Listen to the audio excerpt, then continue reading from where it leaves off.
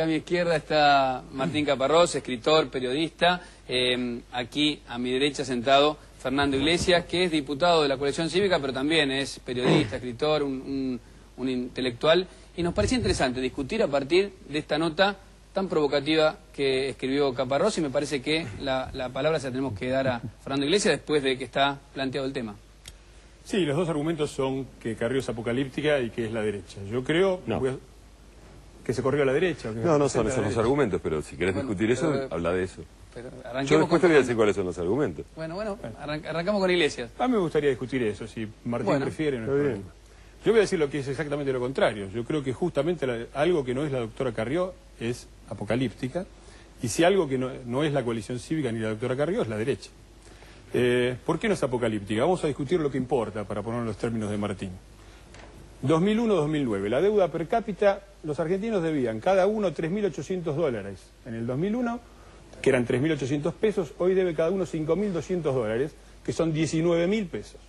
Deuda externa total, 146.000 millones, 187.000 millones ahora.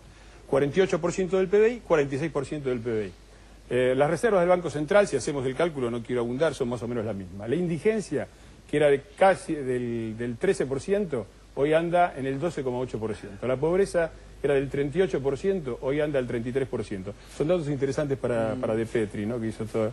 La brecha social entre los el 10% más rico y el más pobre era de 27-1, hoy es de 28-1. Los trabajadores en negro hoy son 44% de la población. Las provincias están por emitir cuasimonedas, se cayó 32% de la producción de automotores, 40% la de siderurgia. Ahora, Fernando, ¿por qué todos esos números? Porque a mí me parece que lo que empieza a ser apocalíptico es el escenario nacional. Es decir, y la pregunta verdadera es ¿por qué en el 2001, en una situación, con dos situaciones bastante similares, hubo un apocalipsis y ahora no lo hay? Y la respuesta para mí es muy simple, porque la oposición apocalíptica estuvo en el 2001 sacando a los muchachos a la calle, haciendo los saqueos de los supermercados como los habían hecho en el 89. Esa oposición apocalíptica era la del PJ.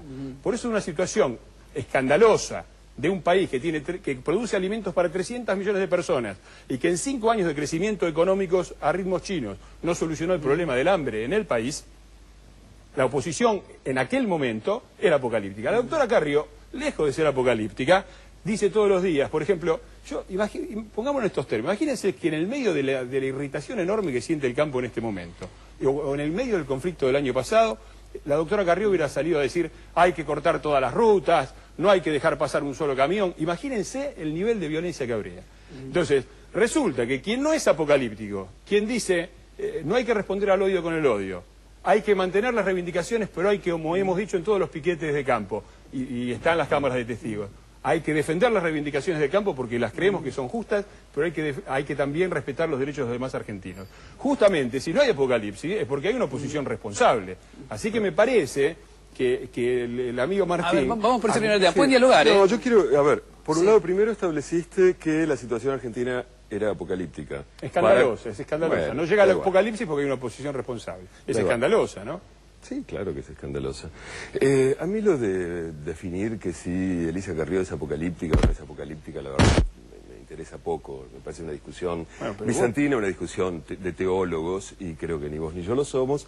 Yo lo que simplemente marcaba como algo simpático era la comparación entre el apocalipsis siempre anunciado de Carrió y el apocalipsis siempre anunciado de la Iglesia primitiva, que durante 300 años creyó que ese nuevo mundo, ese reino de los cielos, se iba a concretar en esta tierra, y que cuando tuvieron que aceptar que eso no iba a pasar, se empezaron a liar al poder del imperio, el imperio romano en ese momento y demás, y bueno, se transformaron en esa institución totalmente integrada y esencial para el funcionamiento del poder, que es la Iglesia Católica. Pero eso era casi un juego. A mí no me interesa discutir ni el apocalipsis en este momento, porque me parece un poco lejano, ni la doctora Carrió, que me parece un tema muy menor.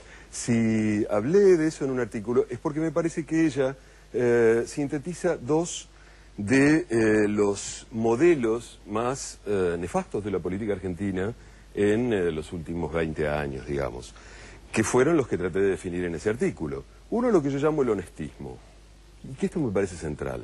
El honestismo me parece que es lo más triste, o una de las ¿Qué es el honestismo? más triste que le pasaron a la política argentina, que es esta idea tan difundida de que lo que importa es la pregunta judicial. ¿Quién roba? ¿Quién no roba? ¿Quién es corrupto? ¿Quién no es corrupto?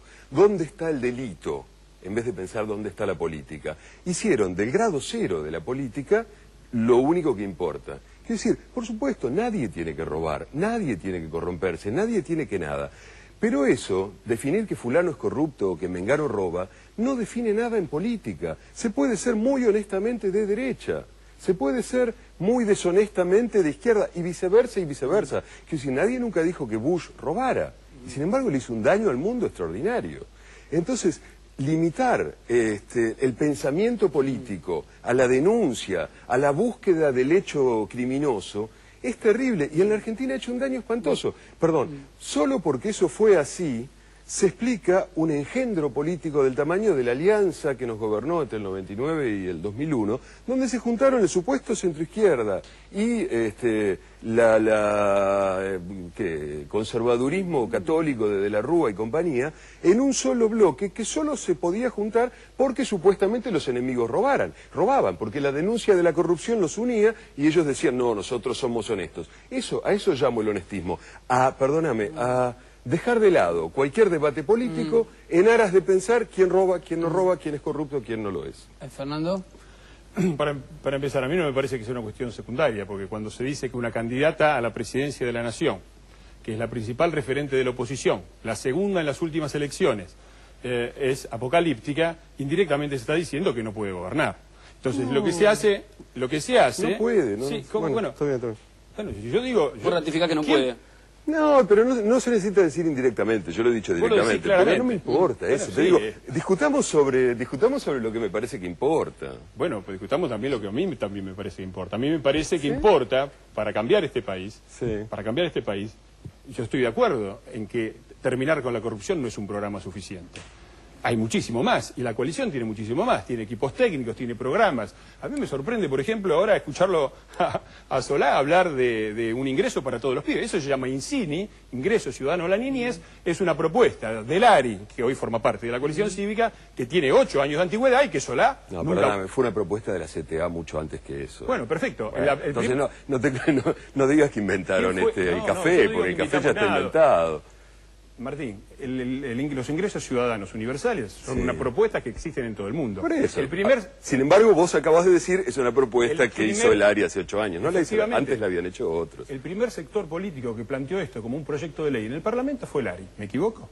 Creo que sí. Bueno, eso es nada creo más que sí te equivocás, digo. Ahora, Solá, esto nunca lo votó. Quizás porque formaba parte del oficialismo con Kirchner y ahora es la oposición. Entonces, este es el verdadero problema que está. Porque es cierto que con la honestidad no basta, pero es una condición necesaria, porque en un país donde se afanan todo, donde aparecen los CFJP, durante 5 años el kirchnerismo se robó toda la plata de los jubilados privados en acuerdo con la CFJP. 5 años después, cuando quedaba poco, dijeron, estafaron a los jubilados privados, nos vamos a quedar con el resto. Y me gustaría discutir esto, porque es un punto, y es otro punto que salió en otra mesa, el de los sectores concentrados. Y voy al punto que vos decís, porque está muy bien lo que es decir, ¿cómo se cambia este país? Esta es la pregunta que nosotros nos hacemos. Entonces yo digo esto, ¿cuáles son los sectores concentrados de los que hablaba de Petri que gobiernan el país? Ahora, perdóname Fernando, para ordenar un poco la discusión, que me parece súper interesante, además no estamos tan acostumbrados a debatir casi nada en televisión, y de por sí lo agradezco.